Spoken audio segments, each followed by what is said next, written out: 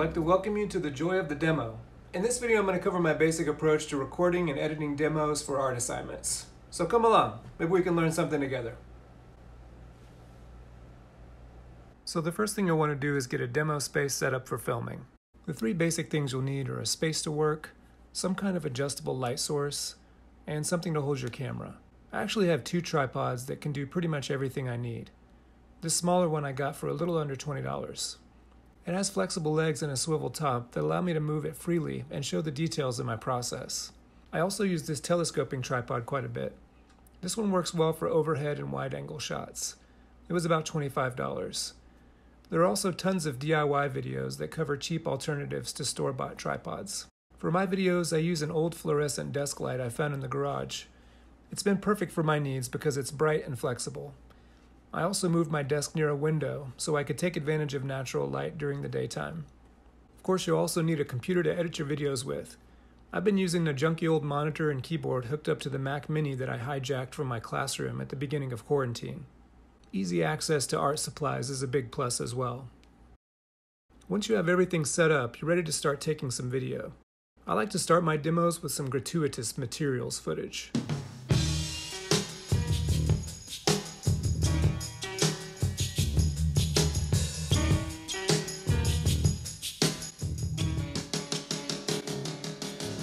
I try to get video that shows variety and highlights the qualities of the supplies, tools, and surfaces I'll be working with.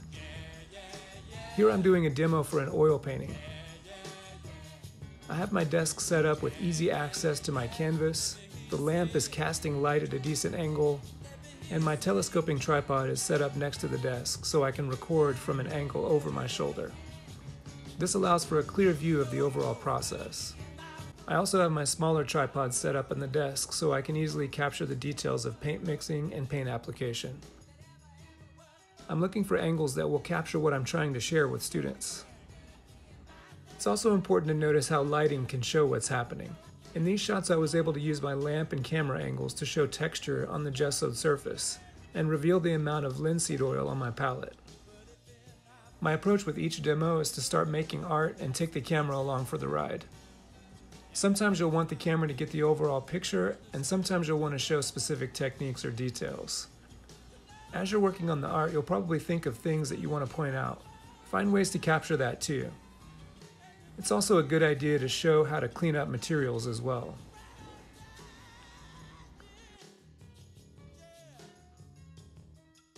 Once you have a ton of footage, it's time to start editing down what you've got.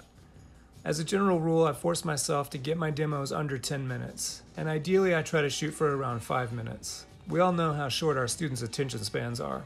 For my oil painting demo, I want to condense 2 hours of footage into under 10 minutes. So let's walk through an abbreviated form of that process. First, you'll need to open iMovie and then import all of your video footage.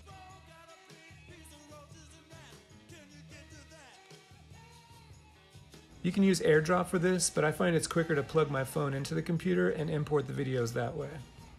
This can be pretty time consuming, so get it started, then go grab yourself a cup of coffee or a stiff drink.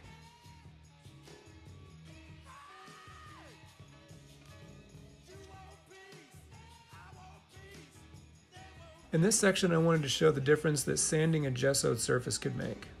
I got some footage of the unsanded surface, using my light to show the texture. Then I got some footage of myself sanding the surface, including a material shot. Finally, I got some footage of the sanded surface to try and illustrate the difference. In all, I had about 2 minutes of raw sanding footage. So to edit this down, I started by dumping all the videos into my timeline.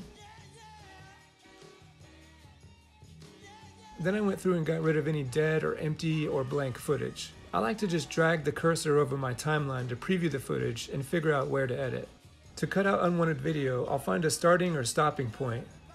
Right-click and select Split Clip, then delete the unwanted footage. So for example, here I found 20 seconds of footage before the sanding action really starts. I'm going to delete that and move on. Next thing I want to do is speed up some of this sanding footage. I think students will get the idea of the motion and process without needing to watch it in real time. So I click on the section of video I'd like to speed up, then click this speedometer icon near the top of the preview screen, change normal to fast, And for this section, I'm going to go about 20 times the actual speed. I used this process for the rest of the footage and was able to condense 2 minutes down to about 20 seconds.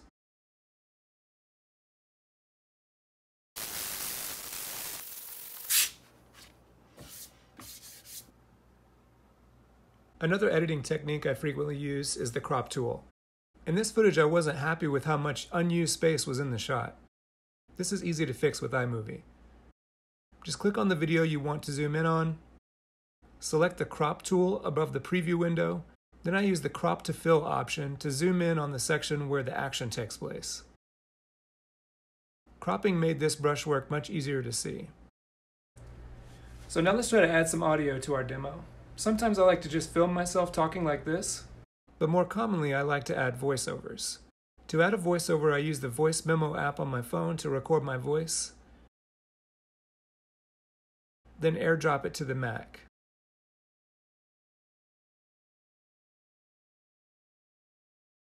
Then I import the audio into my movie. From there, you can drag and drop the audio file underneath the section of video you want to add sound to. You'll probably also want to decrease or remove the audio from each video clip. To do this, you'll grab and lower the audio bar in the blue section of your video clip. I also like to prepare a script for my voiceovers. That way I can develop what I want to say and just read from the screen. So there are a few ways you can add text to your demo, and most of those options can be found here in the Titles tab. You can click on one of these examples and scroll across to preview. Then drag it on top of the section of video you want to add text to. Unfortunately, iMovie doesn't give you a lot of options for moving the text around freely. To me, this is probably the biggest limitation for iMovie.